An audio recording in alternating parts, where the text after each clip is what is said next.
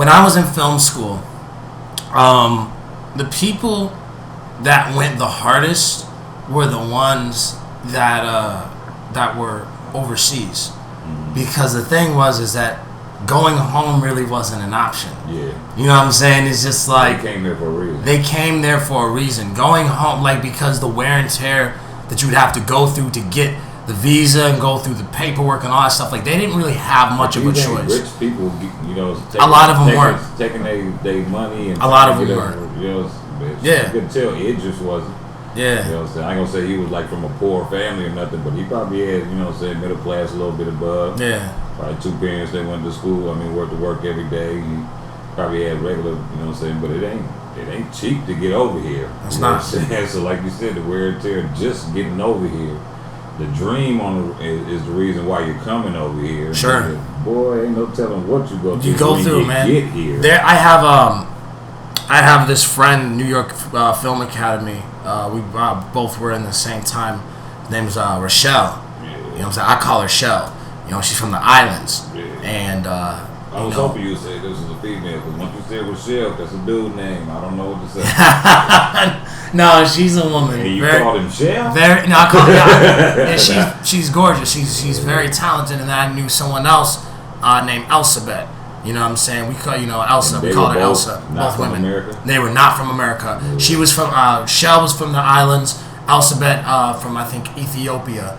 You know what I'm saying? And they almond milk complexion. Yeah. You're gorgeous. Yeah. And what they went through, what they're going through, it's honestly like inspiring to me. Yeah. I'm a kid from the Midwest, so it's just like, for me, it's just like going home for me wasn't an option, but going home for them really wasn't an option. They had to go hard.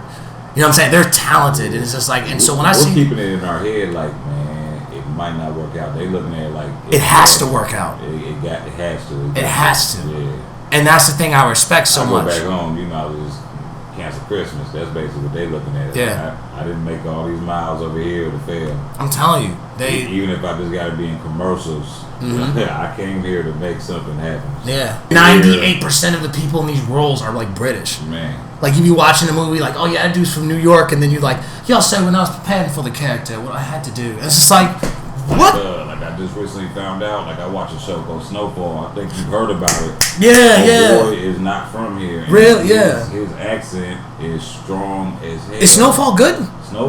To me, great show. I've heard great things about that show. Great. Basically, real quick, the premise is the start of crack cocaine in L.A. And it was this young dude who was selling weed and somehow got on to some coke and changed it into crack. Yeah, I watched that. And it just took over. I guess that show's gonna stop now because John Singleton's dead, right? Man, I don't know, man. I don't know. He ain't dead. He's dead. He's not dead, man. Yes, It's gonna be another Tupac thing, man. No, I was playing. But man, shout out to John Singleton. Shout out to John Singleton, man. The greatest, one of the greatest of all time. Speaking of, you know, white people that want to see black movies to try to get to understand this, any John Singleton movie. You know what I'm saying? That'll give you an idea. Basically, a little debate about this last weekend when I said like Four Brothers is like one of the best like hood movies ever.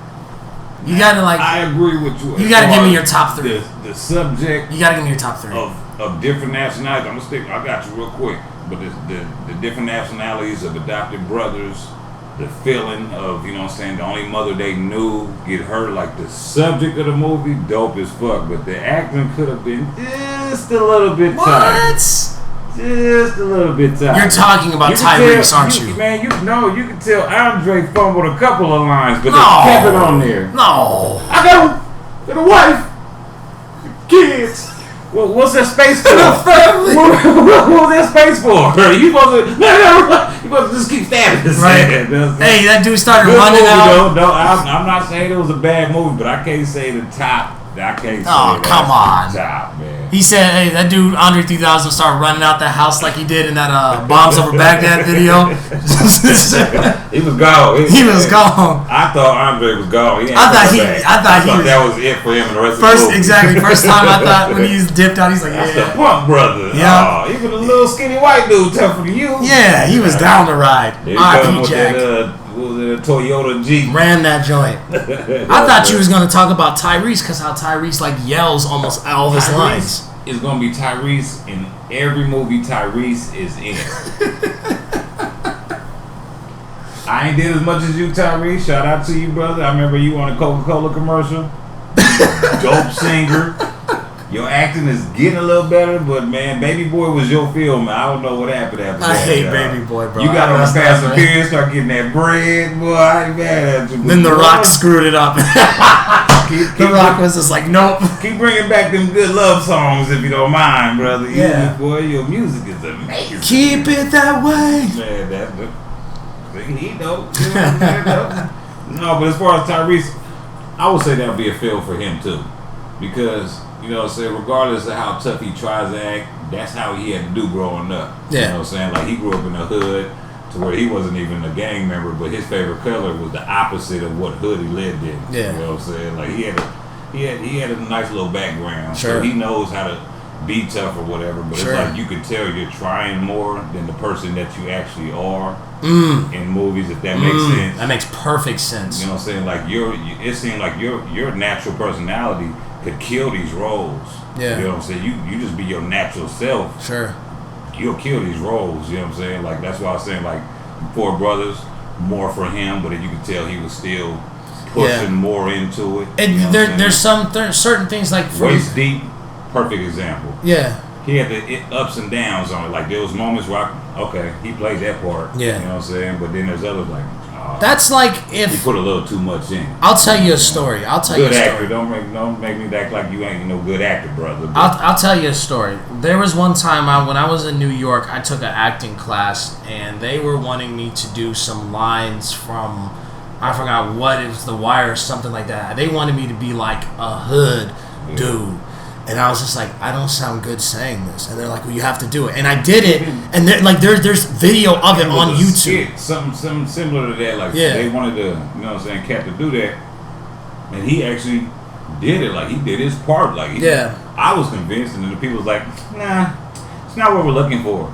We sent them out. You know what I'm saying? Like what exactly are y'all looking for without being these people? Yeah. You know what I'm saying? Like a marriage counselor. What can you tell a married couple? Yeah. If you've never been married. Exactly. You know what I'm saying? A lot of people who do those castings and looking for gangsters are white. Yeah, that's what I'm saying. That has so it's just like all you know is like what you see on TV or news or something. Medea. They don't realize the realest gangsters are the quietest motherfuckers. Sure. The realest person that has no problem with killing you is probably the quietest person in the room. They're not That motherfucker probably over there just chilling. Yeah. Smoking a cigarette and shit, probably pull a gun on you and shoot you while they smiling. Like, those are real gangsters. You know what I'm saying? They want that loud, rah-rah, exactly. on my hood and stuff. And exactly. That's more a younger generation growing up to be. Yeah. You know, if you want to go into the OG, YG scenarios, you know what I'm saying? That's a YG thing. Loudness. You know what I'm saying? You're trying to make yourself a man. Then when you become OG, you're like, oh. Problem with what happened at that acting class is that that's what they wanted me to be, like one of those dudes right there. But the thing is, it's just like, this is not going to sound good coming from me because, number one, like, listen to the way I talk. You know what I'm saying? Like, you hear me talk, like, could you see me playing Doughboy? Could you see me playing O-Dog? You can't see me playing that, can you? Now, you could probably see me playing Cuba Gooding Jr.'s thing in Boys in the Hood, maybe.